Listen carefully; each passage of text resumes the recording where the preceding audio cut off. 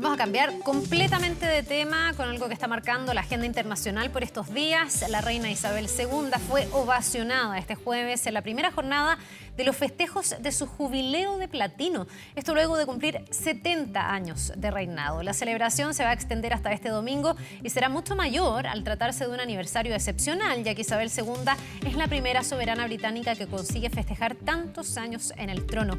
Vamos a conversar más, estamos en contacto, ya lo vemos ahí, a Pablo Cabrera, ex embajador de Chile en el Reino Unido e investigador también del Centro de Estudios Internacionales de la Universidad Católica. Pablo, muchísimas gracias por este contacto y buenos días.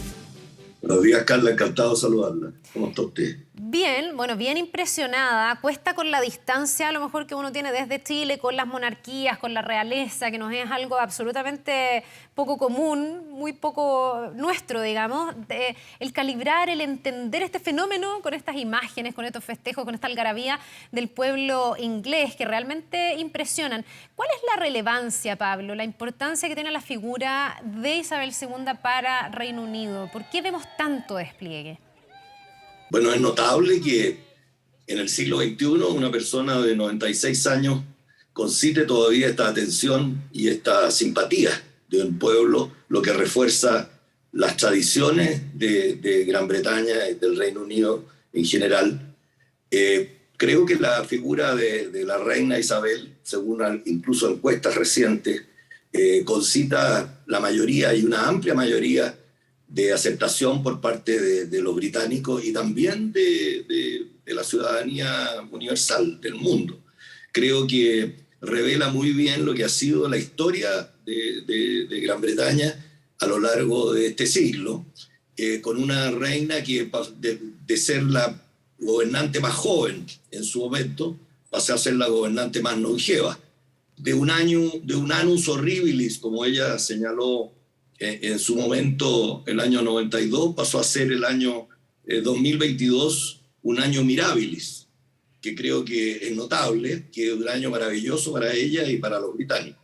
Creo que esa figura de unión a lo que es la historia del Reino Unido es muy importante para la comunidad mundial hoy día, cuando vivimos en un mundo digital donde a veces la historia no se toma en cuenta o se la pasa muy rápido o no hay una reflexión al respecto. Esto nos invita a reflexionar sobre la historia de una gobernante importante, de una joven que llegó por azar del destino, porque su padre accedió al trono porque su hermano abdicó, y de ser una colegiala común y corriente, aristócrata, pasó a ser una gobernante a los 23 años.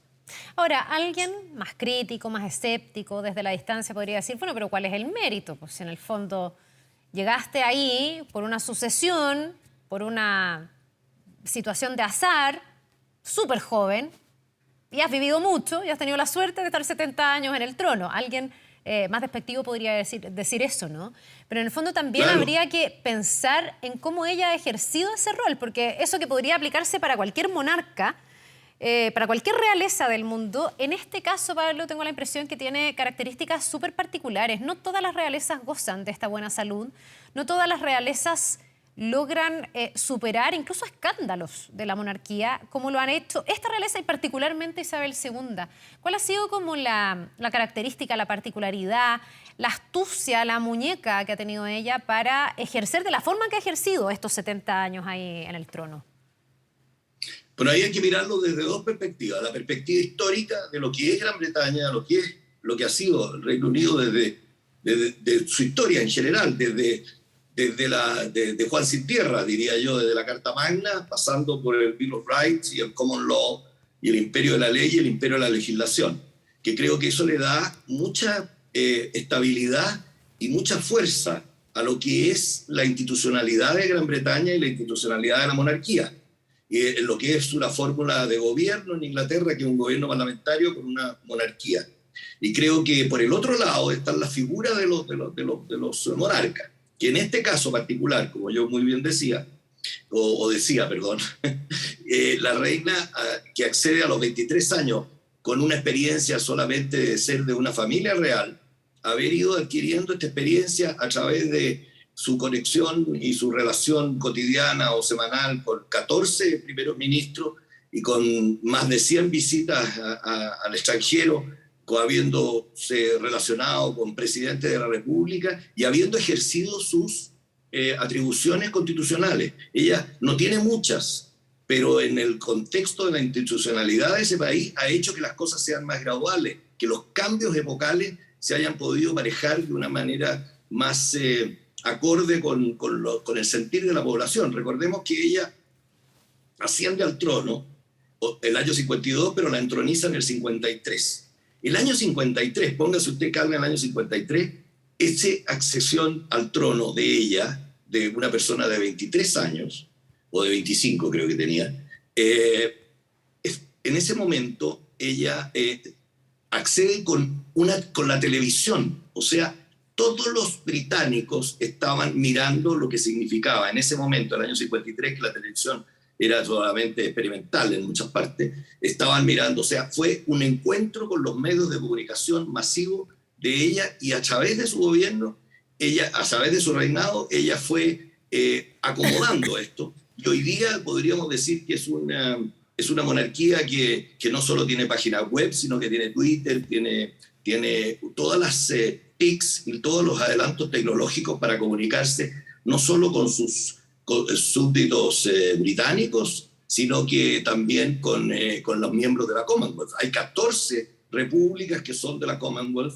y ella pasó de la fuerza y la impronta del Imperio Británico a ser la jefa de la Commonwealth, y hoy día es la monarca de un país europeo que también, como usted muy bien dice, con tantas tribulaciones, que ha tenido tribulaciones políticas, familiares, sociales en Gran Bretaña. Por eso yo dije lo del annus horribilis. El annus horribilis, cuando la monarquía estaba de baja, con problemas de incendio en el castillo de Windsor, con la separación de sus hijos, ella decide, con la reclamo hacia lo que son los privilegios de la monarquía de mucha gente en declive, ella decide pagar los impuestos, toman algunas acciones de contacto con la ciudadanía muy importantes, hace algunas excepciones a lo que era su tradición y su rutina como monarca, de distancia con un poco para mostrar el poder con la ciudadanía, y recupera rápidamente el apoyo masivo de los ciudadanos. Hoy día está por verse si ella traspasa a su familia después de todas estas turbulencias familiares que, dicho sea, las tienen todas las familias. Y yo creo que ella, con su carácter, con su presencia, y incluso con su capacidad de poder captar y ponerse a veces también en los zapatos del otro y poder cambiar un poco, pudo mostrarle que ella también era una persona de carne y hueso, un hombre a pie, que tenía los mismos problemas que tenía la señora que vivía en la esquina de Buckingham Palace. Se humanizó. Entonces, de alguna manera. Bueno, yo creo que Gran Bretaña, de alguna manera, es un país que, con su historia, como le digo yo, con su historia ha ido manejando bien el cambio epocal. Creo que hay muchos países donde el cambio epocal reina la confusión, la convulsión y la violencia. No ha estado exenta de violencia. Algunos me podrán decir, tampoco ha estado exenta de ejercicio del poder brutal, a lo mejor en algunas partes, como del imperio. Claro. Pero creo que a la larga, a la suma y a las restas, creo que al siglo XXI, esa muchacha, si me permite decirlo, de 25 años que accedía, o 23 años que accedía al trono, hoy día, a los 96 años, es estar al frente de un país, porque está al frente de un país, tiene algunas atribuciones. Ella puede declarar la guerra, puede cambiar el primer ministro, o iniciar el proceso de cambio del primer ministro, inicia las tareas del Parlamento. El Parlamento británico es la esencia del poder democrático en Gran Bretaña. Gran Bretaña es un país democrático, donde hay un respeto a la monarquía, lo que es una combinación un poco del impacto y el ancestro de la historia con la dinámica de la globalización. Y yo creo que ese es un ejemplo para todo el mundo y para quienes miramos un poco el mundo en permanente cambio. Sí, pues yo en estos días he reflexionado un poco sobre lo primero que tú decías, Pablo, lo unitaria que es la imagen de la reina en un mundo donde cada día cuesta más tener estos líderes que unifiquen. Más bien estamos en un mundo que se polariza, que se divide, y donde cuesta que las personas ya crean en otros o que esos liderazgos emerjan. y ver a todo un pueblo festejando estos 70 años de esa manera, con esa alegría, no deja de llamar la atención. Incluso trataba yo de preguntarme cómo eso podría aplicarse a Chile. Yo no sé si tú haces alguna reflexión en este sentido. Cuando nosotros somos una sociedad que está justo en un momento de inflexión, justo en una fractura social y no tenemos en el fondo figura, por supuesto no tenemos realeza, no tenemos monarquía, pero ni siquiera tenemos, siento, algún liderazgo que se acerque a este grado de despliegue, de cariño, de respeto, de admiración. Yo creo que ahí tiene que haber un fenómeno muy particular. Cuando pienso en la monarquía española, por ejemplo, que debe ser para nosotros de las más conocidas, de las más cercanas, uno dice, pucha, ahí los escándalos sí han afectado y más que humanizar han generado una distancia y ya no es tanto el cariño y se ha complicado mucho más que esta monarquía que ha sido súper resistente. Mira, qué buena tu reflexión, que yo estoy seguro que no es la única persona que ha reflexionado sobre eso. Y yo creo que hay que mirarlo también de lo que ha sido nuestra relación con Gran Bretaña y cómo nos hemos relacionado con ella. Yo conocí a la reina principalmente cuando le presenté yo credenciales, porque acompañé a otros embajadores, yo serví también antes, y acompañé a otros embajadores a las ceremonias de presentación de credenciales. Pero cuando me tocó personalmente a mí, pude ver su calidez y pude ver su sencillez, cómo estaba vestida, cómo me recibió, cómo fue la conversación. Y eso me impresionó en cuanto a lo que significa un poco el flavor, la manera de ser del británico, ¿no? Que es un poco más puertas adentro que puertas afuera. Yo creo que se revela en muchas cosas, incluso en su construcción, en su manera de vivir, en su arquitectura. Yo creo que las culturas hoy día son muy importantes entenderlas para poder entender al mundo. Y nosotros, que estamos inmersos en una globalización muy cambiante, donde en una sociedad muy líquida, donde lo que piensa uno en la mañana, a veces en la tarde lo tiene que decir de otra manera, tiene que tener un momento de reflexión para poder filtrar toda la información que está recibiendo.